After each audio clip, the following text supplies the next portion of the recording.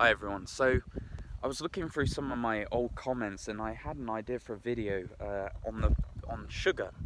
Now, I assumed at the very beginning of my recovery when I changed my diet that I had cut sugar out of my diet. And looking back now, I actually hadn't. So I just want to give you a bit of hope here. That you don't have to be 100% when it comes to certain things, you know. Everybody's different, we have to remember that.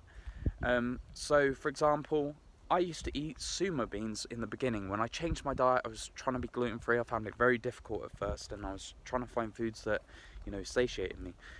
And I used to get these sumo baked beans, and I found them very tasty. And at the time, I just assumed that because it was a savoury food, that it didn't have sugar in. Lo and behold, it had a quite a considerable amount of sugar. And looking back now, although I was gluten-free, dairy-free, I was, you know, wasn't eating eggs anymore, I wasn't having as many refined foods at all. They were all positive changes. I upped my vegetable intake, I upped my fruit intake, along with all my other lifestyle changes, but I didn't remove sugar, 100%. I didn't even realise it at the time because I just assumed that a savoury food was savoury, therefore it didn't have sugar in. But I just thought it would be a bit comforting for you to know that even I wasn't 100%, I didn't even realise it.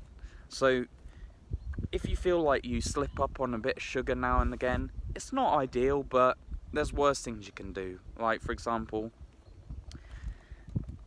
if I had slipped up on gluten, that would have been a much bigger impact on my health. Every time I slipped up on dairy and gluten, I really felt it. I really felt it when it came towards my recovery. So, yeah, although some sumo beans and stuff like that is not something I would consume now that I know the amount of sugar that is in that. It's like 30 grams a tin or something ridiculous. But yeah, I just thought it'd be interesting for you to know that I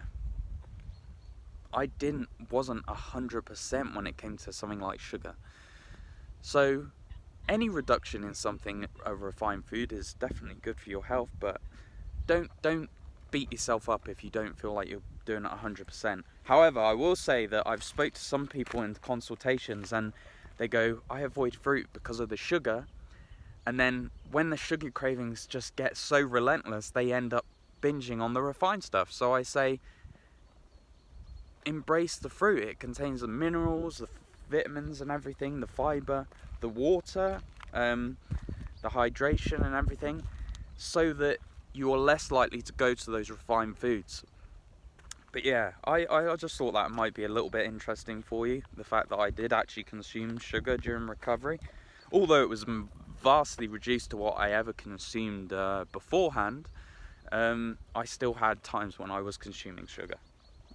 Just a little video, I thought it might be a bit interesting, maybe not. But if you like this kind of thing, give it a thumbs up and I'll see you next video.